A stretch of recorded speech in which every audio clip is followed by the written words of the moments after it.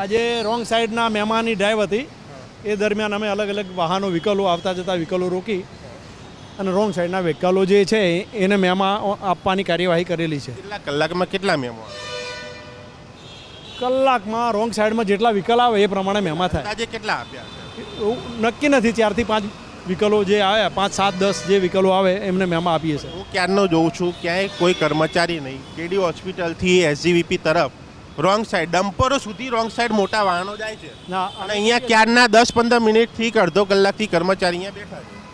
ના એવું વાત ખોટી છે.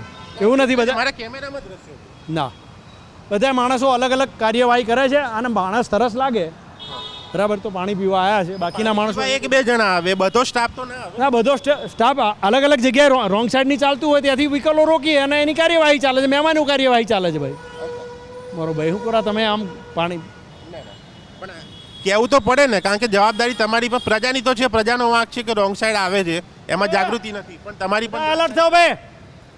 હવે અહીંયા જોઈ શકાય છે કે બધા એલર્ટનું અહીંયા સૂચન કર્યું છે અને અહીંયા આ કર્મચારીઓ જે છે તે ગોઠવાયા છે. અત્યાર સુધી કેમેરો નહોતો અહીંયા એટલે કોઈ નહોતું.